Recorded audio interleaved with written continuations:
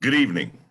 Welcome to the Lewis Reed for Mayor of the City of St. Louis Virtual Town Hall for Unions and Trades, Part 1. Part 2 will be this Saturday, January the 30th at 9:30 a.m. Let's learn more about our moderator for tonight's event. Born and raised in St. Louis, Dave went from being an in-store shop steward to a volunteer organizer to a full-time union representative in 1987. In 2004, he was elected as Secretary Treasurer and is currently serving his fourth term as president of UFCW Local 655. David has made presentations on labor issues across the United States, Canada, and Japan. He's also a director and serves as president of Preserve Middle Class America, which helped lead the fight to defeat right to work in Missouri in 2018. David serves as co-chair for the UFCW Local 655 Food Employers Joint Pension Plan Fund of Trustees, and on the UFCW Local 655 Health and Welfare Board of Trustees. David is currently serving on the board of directors for the United Way and has served as union headquarters chair for, for the 2014-2018 United Way campaigns. In 2017, he was elected to the UFCW International Executive Board of Directors. Let me introduce to some and present to others our moderator for this evening's town hall, David A. Cook, President, UFCW Local 655. Well, thank you so much for the kind introduction. Welcome to my brothers and sisters from Local 655 that are joining us this evening, and all of the union brothers and sisters that are taking part in this open forum this evening. It is my distinct honor to be the moderator of this evening's event. And it's my distinct honor to introduce the next mayor of the city of St. Louis. Now, for me, this decision was very easy. I get asked from a lot of candidates about support for them for their candidacy. When I was approached by Lewis Reed, it was a very easy decision. And it was an easy decision for a couple of reasons. As a labor leader, we look for a politician that is going to live up to their word and advocate for our workers. Now, there are times that politicians cannot do what you want them to do, and you need them to be honest. So Lewis has always done that. But I'll tell you a little story that I'll never forget, and I don't think Lewis will ever forget. It was back in 2017. And you may or may not remember this, everybody that's on the call this evening, but that's when the city of St. Louis was trying to introduce a minimum wage above that of the state's minimum wage. I was told by many of my other labor leaders, forget about it. We're not going to get Lewis. He's not going to come through. It was the night before the vote, and it was myself, Lewis, and one of his campaign staffers on the phone. And I believe it was probably 12:30, 1 o'clock in the morning. And it was like, Lewis, it's time. It's time to step up and show what you're made of. And he told me right then, you've got my vote. You've got my backing. We're going to get this passed. I had a call with a group of my people the next morning at 7 o'clock in the morning as we were lining up votes and trying to see where we're at. And to a T, every one of them still told me that morning, it doesn't matter. It's not going to happen. Lewis won't let it happen. And lo and behold, Lewis made it happen. We passed the minimum wage. Now, the Republican-controlled legislature overturned that sometime later, but we had an increased minimum wage in the city of St. Louis because this man gave his word, then stood up to the pressures on the other side and lived by his word. I would never forget the battles we went through to get that passed. And it wouldn't have happened for the residents of St. Louis had it not been for then and current president of the Board of Aldermen and soon to be the mayor. With that, I'd like to introduce the keynote for this evening, Lewis Reed. Lewis, thank you. Dave, I just want to thank you so much for your steadfast support, but more importantly, for you bringing clarity to the minimum wage issue, right? Because if as you remember, not organized labor bodies were on the same page on that one, right? but you brought the best clarity to it. And you all other things being equal, you were the tiebreaker. You were the guy that made that pushed it over the edge and brought some finality to it. So I am so appreciative to you for that, and all the other stuff that you've done to assure that there's equal pay for a good day's work, assuring that your members get the benefits that they deserve, and that you hold the owners of these businesses accountable, right? So I appreciate that. The stuff that you've done on a local, regional, state, and national level has made a difference. And it's good to hear you've been elected 4 terms. Go, Dave, go. That's awesome. That's awesome. That's awesome. Well, see, Dave, looking back on my childhood, just to give you a little background, my mother was a cook, my father was a mechanic, but he became a welder, and he was a welder for Caterpillar Tractor, and he was in the union, right? And back in those days, Caterpillar would go on strikes all of the time, right? And they always picked the winter time to go on strike, right? Well, there was 9 kids in my family. There were 9 of us, right? And even though we some days we wouldn't have electric in our home or gas to heat our home in the middle of the winter, my father never crossed the picket line, and he always stood for the working men and women, and he always stood for what was right and just, right? And that's the way he raised all of us, right? So I remember those days. I remember those days trying to get dressed for school. People don't understand what it's like not to have heat in the house in the wintertime, where you got a little Coleman campfire, little propane thing that you're heating with. I mean, those are tough, but it makes a difference. The reason why that's so important is because when you think about the movements that organized labor has been successful in, right? 40-hour work week, paid vacation, right? Family and Medical Leave Act, all of these things that everybody takes for granted. Every worker, no matter whether you're in a union or not, take it for granted because you get those benefits, but you get those benefits because organized labor has fought for them, which is why I have been and will remain a strong supporter of organized labor because of what they do to impact the workplace for everyone who works in America. Thanks. And I'm not, go ahead, I'll let you. Nope. Are you done? Are you done with Yeah, no, I'll wait. I can talk about some of the projects and some of those things whenever you. So let me go through the format a little bit. There's a couple of people working behind the scenes for Lewis and myself this evening. If you have a question, you can go ahead and enter those in the comments bar. They'll be feeding to me. I have a phone here that they're going to be communicating back and forth. Also, you can email your questions to readforstlouis@gmail.com. We'll try to get through those this evening as much as possible. Now, I don't have any idea if we're going to get to all of those. I'll also tell you that we've got a lot of questions leading up to this, as you had the ability to send a question in prior to that. So one of the questions we kept seeing come up as we got ready for this evening was, why should I as a labor, and I'm paraphrasing this, but why should I as a union member be voting for Lewis Reed? So I gave you one story as to why I'm endorsing Lewis Reed, but Lewis, could you maybe explain to all the listeners here that are joining us what you have done for labor that maybe they don't recognize you've done in the city? Because you and I know what you've done, but I'm betting a lot of the people here don't know the instrumental role you've played. So could you toot your horn just a little bit about what you've done for labor? Oh, absolutely.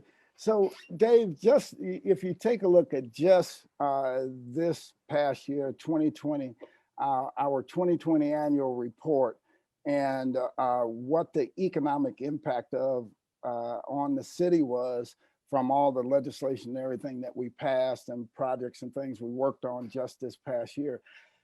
Right now, it's approximately $9.5 billion of new development underway or recently completed in the city of St. Louis.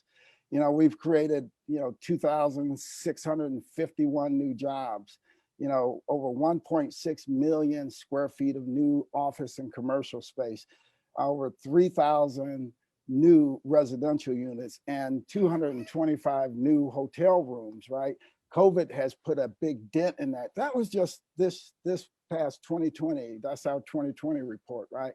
But if you think about some of those very difficult decisions and difficult projects that we had to work on, football stadium deal, right? When we were looking at whether the Rams were going to stay in St. Louis or not, the NFL gave us a timeline to get a proposal in front of the NFL so that they can make a decision on whether to give Kroenke an opportunity to leave St. Louis or not. So it was really important for us to get a proposal out. Well, to get that proposal out, I had to call the board back in to extra sessions over Christmas, holidays, and everything to get that done. That was a really big deal to organized labor because organized labor, if indeed that project would have been built, organized labor would have been key there. That would have fed a lot of families and created a lot of economic activity, which would have helped a lot of people. NGA, a $1.7 billion development just north of Delmar in St. Louis, right? Huge project, over 3,000 high-paying jobs, but many, many more construction jobs and trade jobs that were created off of that, right? But, you know, if you remember in the early days of getting NGA going, there was fierce opposition to NGA because of the amount of land mass that it would take to get it built. There was a bunch of people in the city of St. Louis, not even a small amount, that said, let it go to Scott Air Force Base. We retained those jobs, kept it here in the city of St. Louis. Now we're seeing the economic impact of that. Cortex. I remember some of the early days and working with Aldermen from the 17th, Joe Rody, on some of the legislation and watching that stuff come through the Board of Aldermen. There would be groups of people that showed up downtown and fought fiercely against us building that Cortex district. Now you look at the impact of Cortex. I mean, think about it. By 2030, we will have 4 million square feet of office space there. $2.3 billion of new construction will be completed by 2030. 12,000 new jobs, right?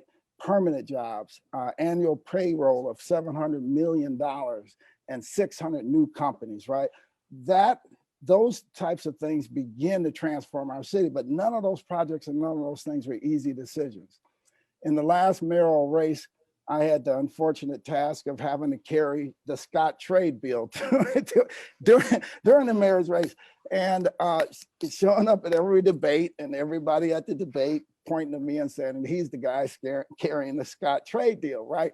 But you know, the Blues were clear about what they needed to be able to stay downtown and what they needed to be able to be competitive and to compete for other events outside of just hockey, right? The city owns the building. The building needed to be updated, right? We were at that point an absentee landlord because we had put not a dime in it over the years. We had taken all the revenue that came to the city from it and spent it like drunken sailors. It needed, so if you look at, you know, the 20-year history, that's essentially what had happened. So we had to work to put a plan in place to renovate the Scott Trade Center, to stabilize the property so that the Blues can go on and do what they needed to do. The year after that, what happened? They won the Stanley Cup, right? I mean, so it was good. But you know, at the time you even had some members of the Board of Aldermen that said that, and some members of the Board of Aldermen, and including some people who are currently running for mayor, that said the building should be shuttered. And the Blues they've never been a winning team, and they need to move to Kansas City, right? Very short-sighted thinking, right?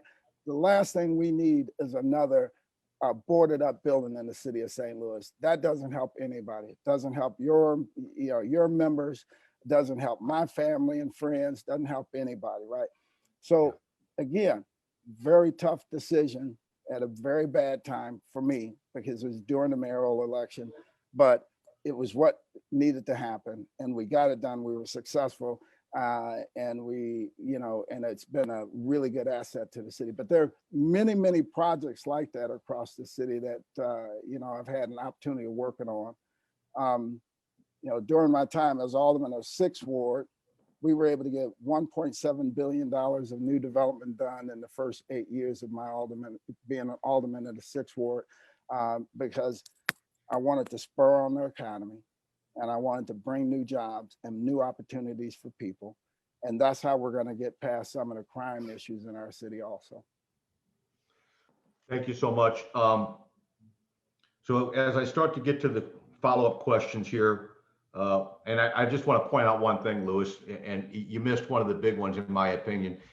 We wouldn't be talking about MLS if it wasn't for Louis Reed. Oh yeah, so, that's right. I forgot. I mean, yeah. Can I cover that one real quick? Absolutely. Yeah.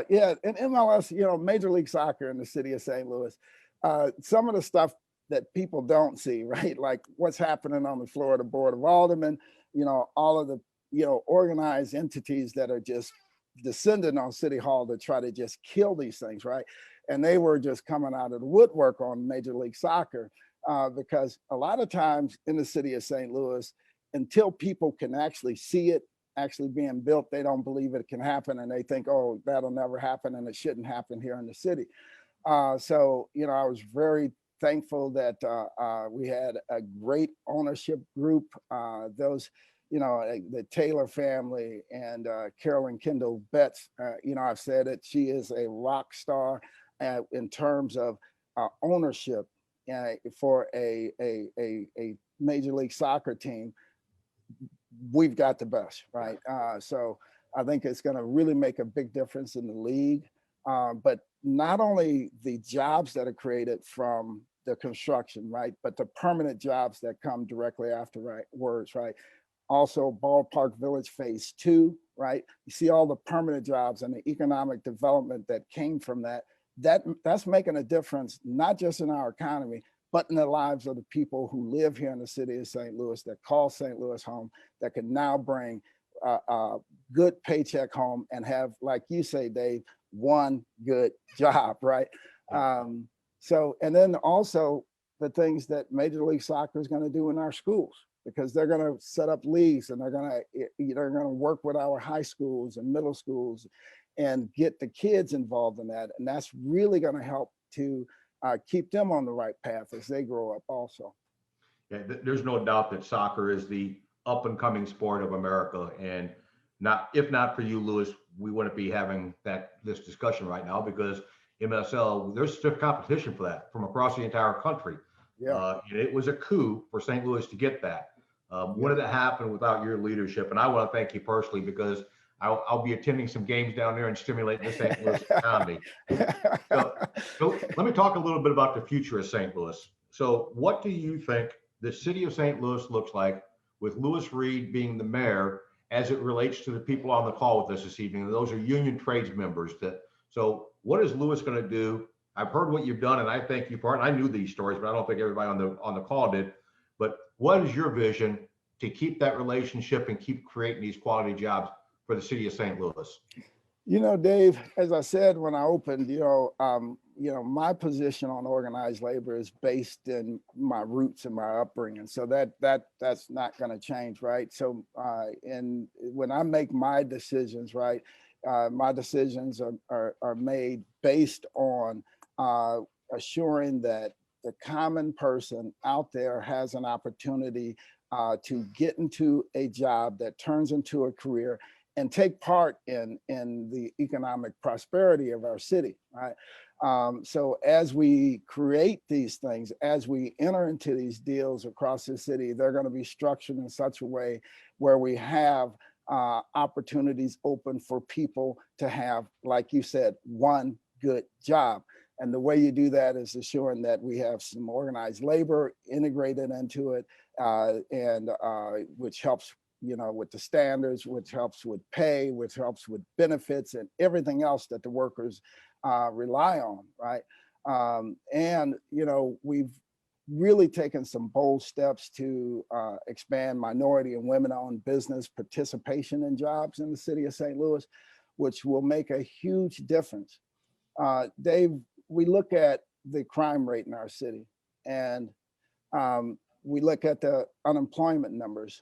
When the city's unemployment numbers are sitting between 5% and 6%, young African-American males their unemployment numbers hover somewhere around 20%, right? So then people wonder, well, why are people shooting each other? Why are they robbing each other? Why are we having cars being stolen? Well, because they've been cut out of the equation, right? So, that's why I like the work that you do over at 655.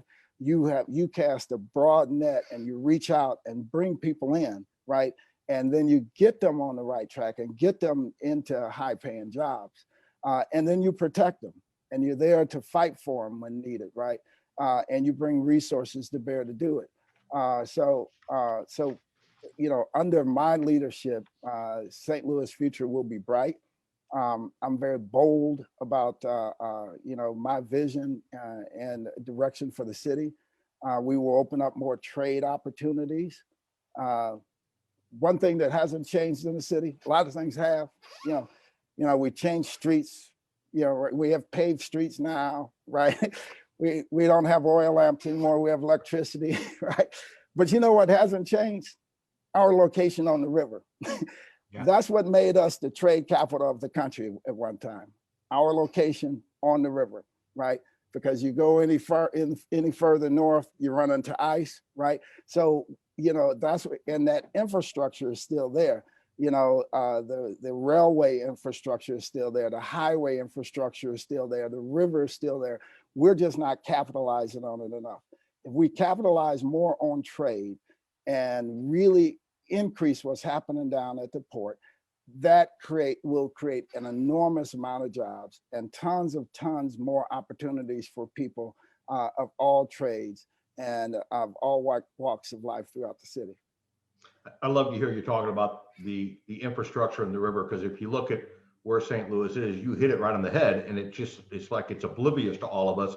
We should be a much bigger city than we are. We are. You can't have a better location for infrastructure than St. Louis. We're the crossroads of America. We have all the major highways running. We have the river, and you're one of the first people I've seen pointing that out, that we need to take advantage of that. So thank you for that. I want to follow up just a little bit, and you touched on it, but I want you to talk a little bit more about the crime and how you see addressing that, because in my opinion, no matter what we do, we have to get the crime under control. Major corporations aren't going to want to come here if we can't start getting that under control. It's bad for the entire region. So could you talk just a little bit more about your vision of addressing that? Oh, absolutely, Dave. I think that this is the number one issue in the city, right? Before coronavirus hit, right, which is now a healthcare crisis in the city, we already had another healthcare crisis in the city, the murders that were happening daily in our city, right? So we now have coronavirus, but we still have the original healthcare crisis we were dealing with, and that's murders throughout the city of St. Louis. When you think about what just happened just this week, right? A 7-year-old girl shot dead and her father both killed in the Central West End. And you look at that and say, okay, this girl, straight A student, had just finished baking with her grandmother that evening, right? And was planning on growing and starting her own baking company, right? Now her life is gone. And you look at it and say, you know what? If that story happened once, it would be too many. Now you think about last year and all the times and all the stories we can tell from last year with just all the young kids that were shot and killed, let alone the young adults that were shot and killed in the city of St. Louis. We only close on somewhere in the neighborhood of 30% of the murder cases on an annual basis in the city. What does that mean? That means 70% of the people that have shot and killed or murdered someone has never had to face justice. And that's year over year over year over year. So, but if you talk to anyone in law enforcement, you talk to anyone in the court system, anybody in that chain, they will say the biggest issue is that people won't come forward, right? They won't come forward, won't give information and things of that nature, because there's a major divide and trust issue between law enforcement, the city, and the residents that we need to have engaged in this process to close on some of these cases. So one of the things that I did last year, I've created a families justice fund, Justice for Families Fund at the end of the year. So that Justice for Families Fund will go to Crime Stoppers, so that Crime Stoppers can have a higher reward fund for people to come forward anonymously to give information.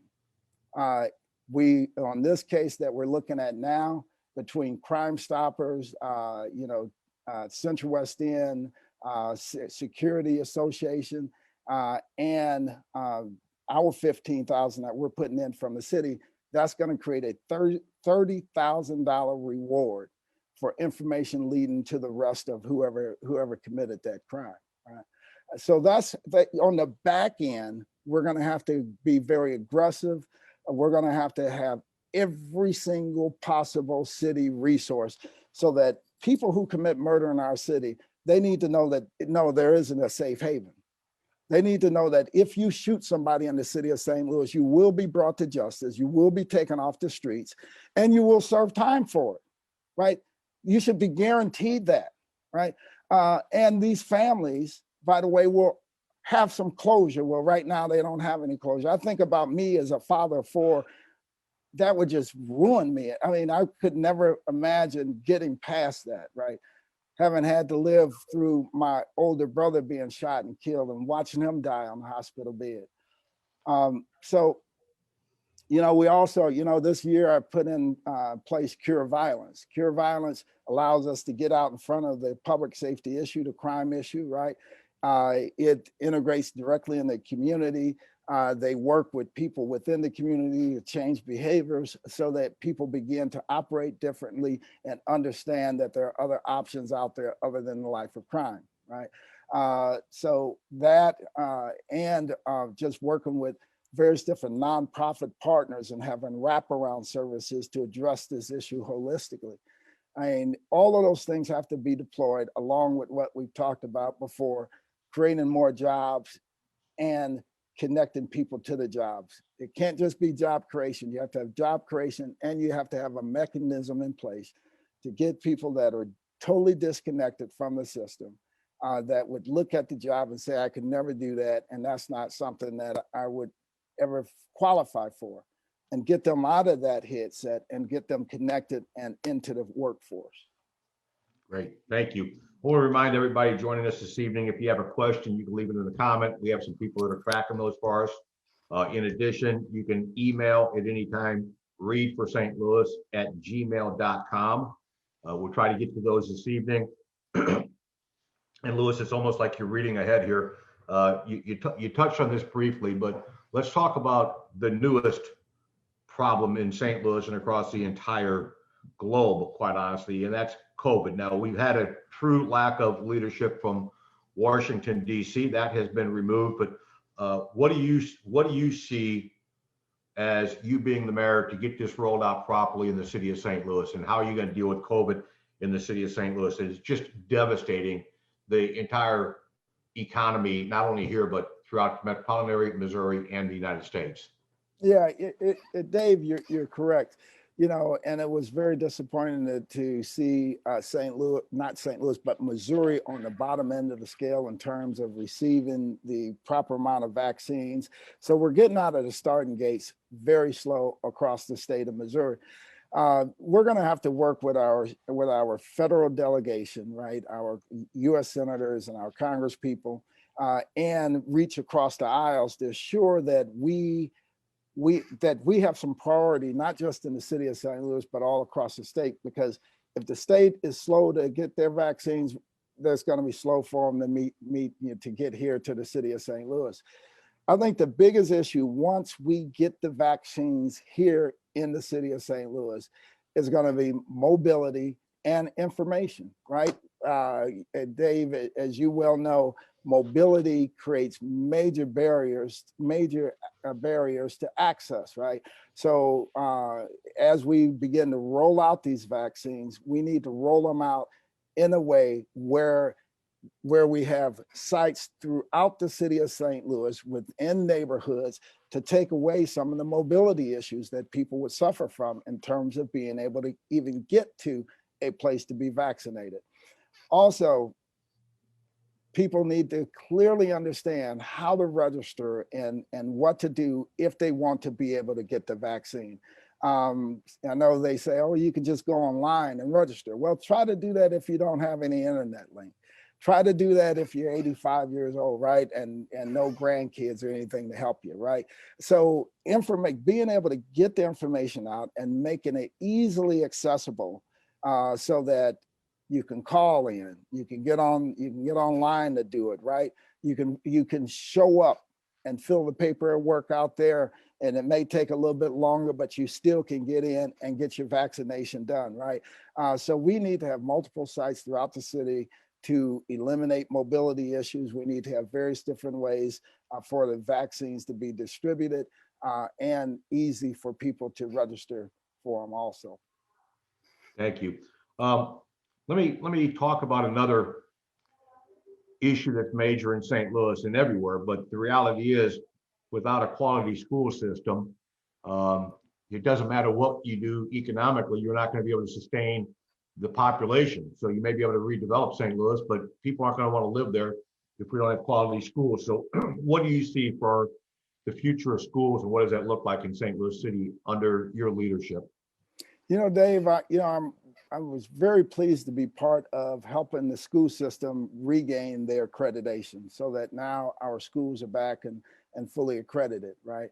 And if you look at some of the challenges the school system is under, back in between 1950s and 1960s, we had roughly 110,000 kids in the St. Louis City public schools. But we also had a population of 856,000, right? In 1955, what came around? Brown versus the Board of Education, right? Which desegregated the schools. Interstate highways were built. And what happened after that? There was just a mass movement of people out of the city to the county because, the desegregation of the school system and interstate highways, being built out, it caused that mass influx of population, people leaving the city. So across the next 20 years, we saw upwards of 400,000 people leave the city. So we went from 856,000 down to 400 and some odd thousand across the next 20 years. And we've been dropping ever since. And now this census that we're seeing this year, last year we were at last census, we were at like somewhere like 320,000. We're expecting this to be slightly under 300,000. So what does that mean? So you saw the schools were at 110,000, 856,000 people. Now the school system's down to about 20,000 kids, right?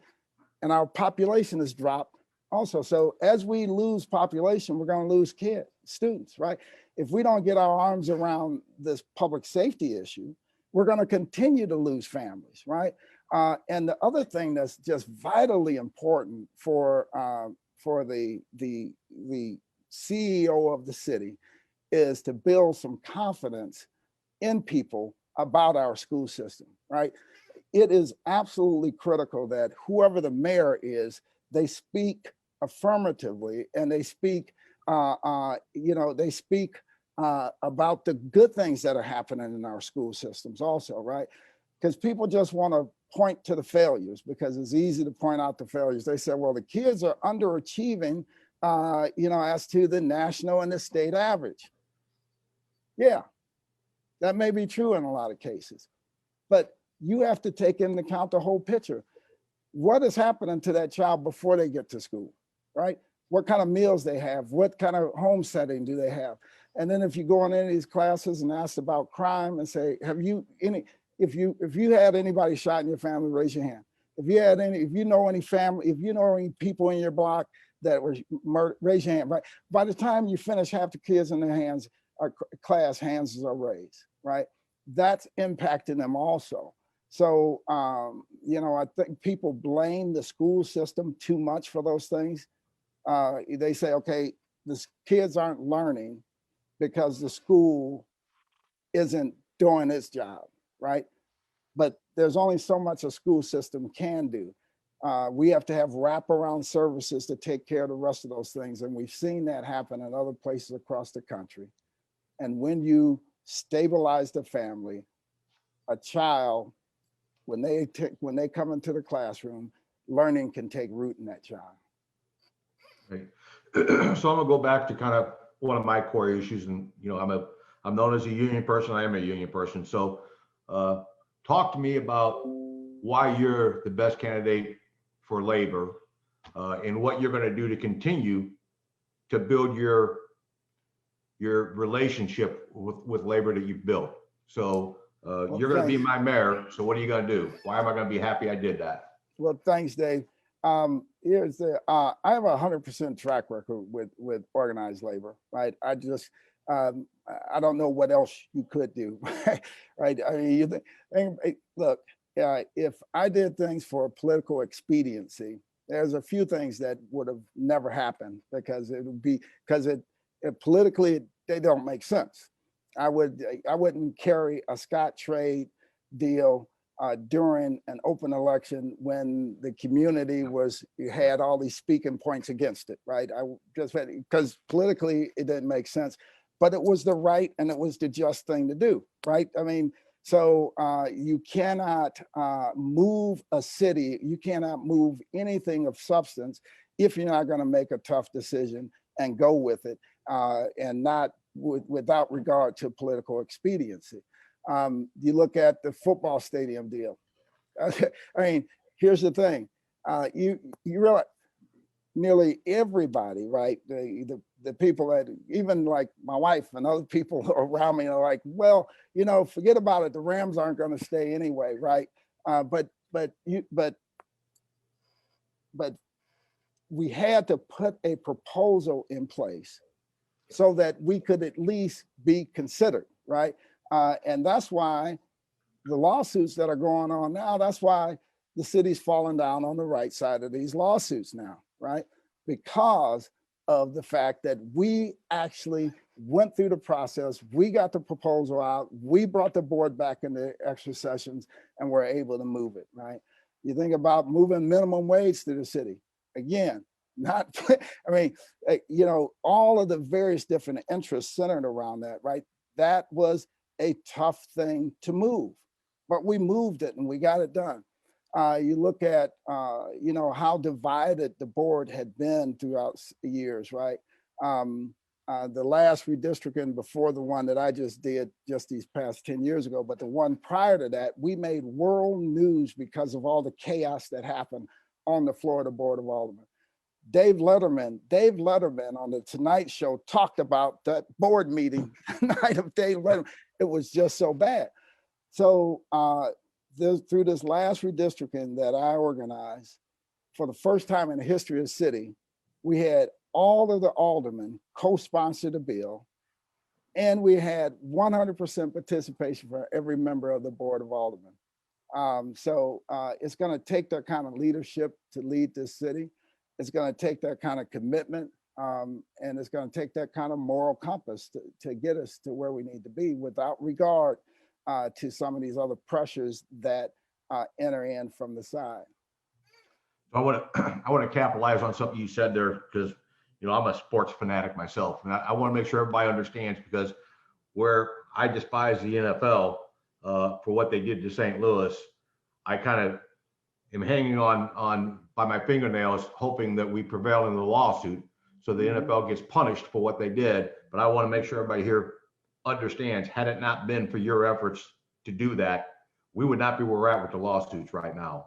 And you mentioned that. I just want to make sure everybody catches that, because if you're like me and you're a sports fan and you're disappointed, you're kind of right now happy to see this lawsuit moving forward. It actually looks like St. Louis is on the right side. It looks like there could be some type of settlement. We will probably never get football here again. That's okay. Yeah. We could prevail through the court system, but not for Lewis Reed and what he did before. You've answered this 30 times already this evening, but I'm going to ask it to you just a little bit different. Undoubtedly, there's some individuals listening to you this evening and joining us this evening, and thank you for joining us, that aren't 100% behind Lewis Reed right now. Either they're not with you or they just haven't decided. To me, you've answered this question 100 times, but talk directly to them about why they should have the confidence in you to vote for you. And I think you've answered it, but I'm going to just ask it that way for you. You know, I would say to each and every person that's watching us tonight, uh, if you've ever had to support measures or support an idea uh, that will help people that you may never meet or may never know, right? But by supporting that, you've taken a lot of political hits or it's cost you you and your family some stress or whatever, right? When you put yourself in that role, you can get a feeling of what it takes to move some of these big issues through the city of St. None of these things are easy, where you're talking a soccer stadium, whether you're talking NFL, whether you're talking, Blues hockey arena, any of these things, housing developments, any of these things. But across my time at the Board of Aldermen, I've had an opportunity to work on many, many great projects, including the Affordable Housing Trust Fund that provides rental assistance, mortgage assistance, utility assistance for families in need.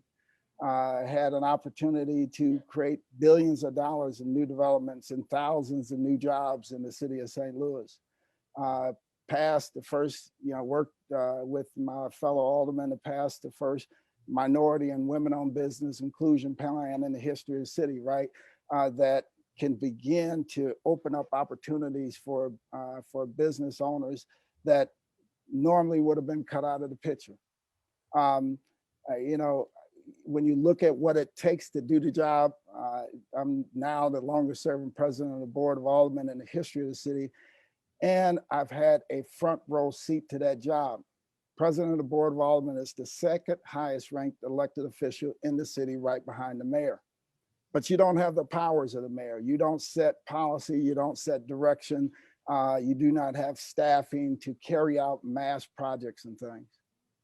But as the mayor, you have an opportunity to do those things.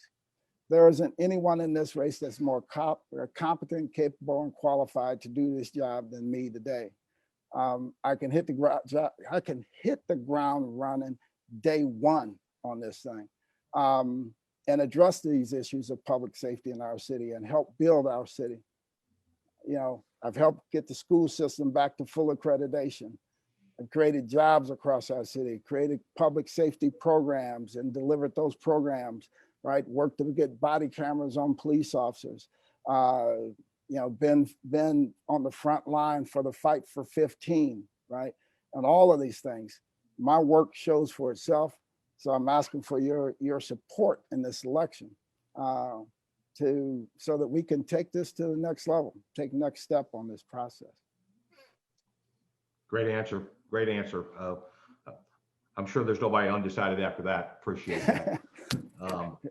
Let me ask you a topic that is a national hot button. And you talked about the mass exodus with the Brown versus the school board, and it's systemic racism, and it's here. And anybody that doesn't want to recognize that is living in some alternate world.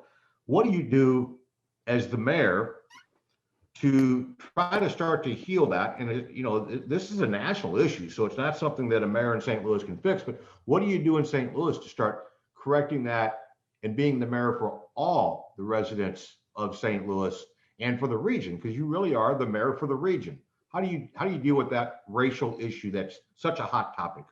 Dave, you actually said it. You have to be the mayor for the entire city and entire region. You have to live out your life and the way you operate. If the way you want people to see you operate, you're going to have to operate that way, right?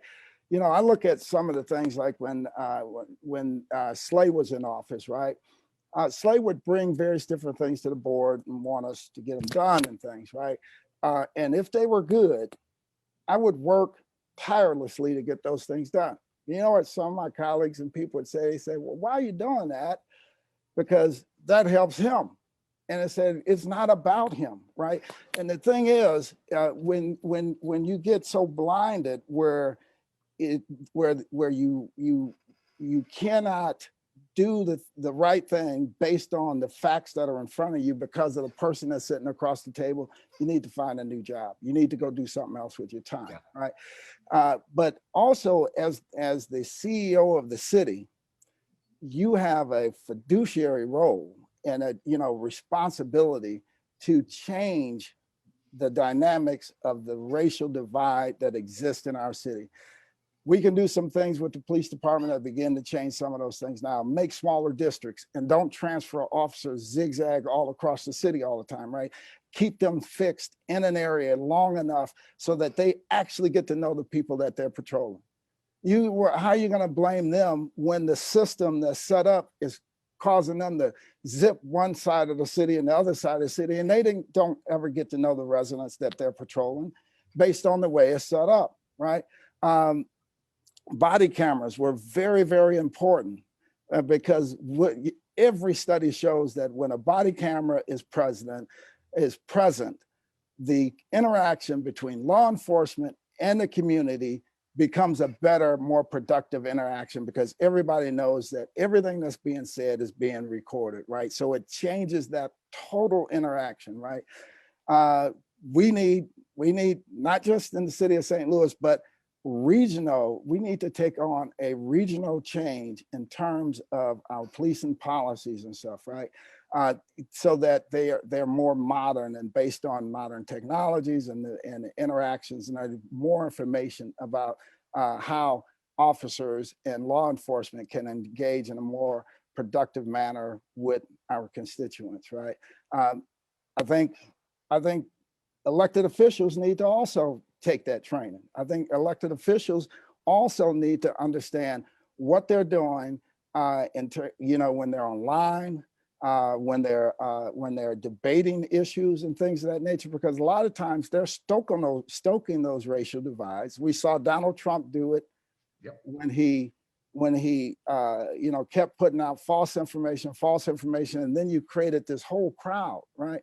This whole alternate reality.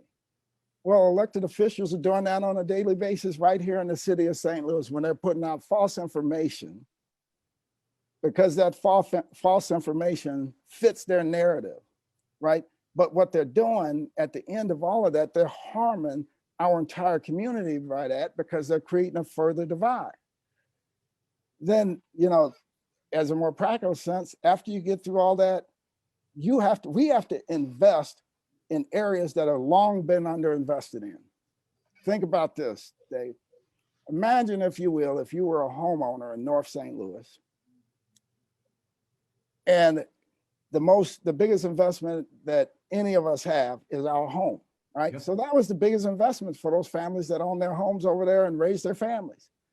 Then through redlining and banks, through some of the failed policies from City Hall back in those days, they kept development from moving to North St. Louis, right? So the people who had those homes, their investments cratered from hundreds of thousands of dollars to $5,000, $10,000. That created generational poverty, right? Yep. And it affects our schools and everything else. So we have to recognize that, and we have to right the ship. It's going to take a heavy investment north of Del Mar.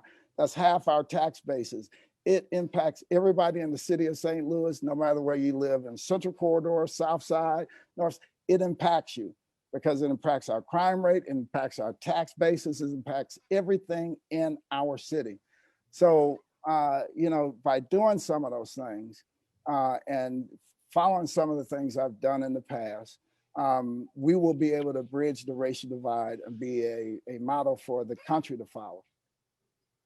Thank you. I thought that was outstanding. So the people working behind here that are your and my bosses are telling me we need to start thinking about wrapping up here as we get towards the end of the hour. So I could talk with you like this all night. You are truly who you are. And for anybody that hasn't seen Louis before, I had the honor of getting to know him. What you're seeing this evening is what you have with Louis. He's just as genuine as he can be. So Louis, before I have you give your closing comments, I'm going to ask you, I'm convinced by now there's some people on this call that are big time Louis supporters and the union members, and they're going to want to know what they can do to help this campaign. So if you could kind of give them a little pep talk, and if there's any ask you have of them besides the voting, why don't you do that and give your final comments? And they're telling us that we can only talk for a couple more minutes, so I apologize. I'll be quick.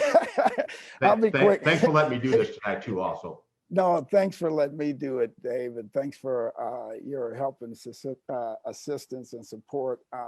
And again, a lot of people don't know what you do when you're not just here, right? All the stuff you do in the background and things. And I've been on the receiving end of some Dave Cook calls. and Dave Cook, let me just tell you, Dave Cook does not play. Dave Cook is, when he says he's gonna do something, he does it, and he holds your feet to the fire. And it has paid big dividends for us as a city and a state. And, certainly the region has benefited from your leadership, Dave. So, there's a number of things that people can do to help the campaign. And I truly would be just so thankful, if people would find a way to get involved. They can go to our website, readforstlouis, right? .com. If they want to get more information about things that I've done, things that I've been involved in, or whatever, you can get them there, right? They can call our office, right, at 500-1032. That's 314-500-1032, and get in touch with our campaign that way. We have people making calls. We need help knocking doors. We always need money. We need, it's amazing how much money you spend running campaigns. They're very, very expensive. So if you want to donate, you can go to that readforstlouis.com and you can donate there. That would be greatly helpful. If you are a union leader and you have members that are free to volunteer, we would love to have their help knocking doors and reaching out to the people of the city of St. Louis with our vision of change for the city. So those are some of the things that we can use some help with, quickly, right? We are leading in the polls currently. In this last quarter, my opponents were able to raise funds for roughly 14 weeks. And in 7 weeks, we outraised them in that 7 weeks, right? But even being able to do that, there's still a long way to go to the finish line. There's a long way to go, but not a lot of time to get there, right? We're going to be there in a little over 4 weeks, right? This campaign is going to be over. So I'm asking for everything you do. If you have family members, friends that you can call, pick up the phone and call them. If you can't volunteer, pick up the phone and ask someone else if they can volunteer. Those things will make a difference, right? There's a lot at stake here. This is a major election in the city of St. Louis, and it will change the course and direction of our city. It's going to determine whether we continue to do business as usual, or if we actually stand up and address the issues of the racial divide head on in our city. If we stand up and work to assure that people who have been long left out of the equation have an opportunity for one good job. It's going to make all the difference in the world, right? It's going to determine if we continue to lose population, continue to see students leave our public schools, or see those trends turn around. This is our time, St. Louis. This is our time. We are the generation that will change what has happened since the 1950s in the city of St. Louis, and we'll see population trends turn around and come back to the city. All I'm asking for is for your help to get there. But once we win the election, it's going to take all of us working together to move this city forward.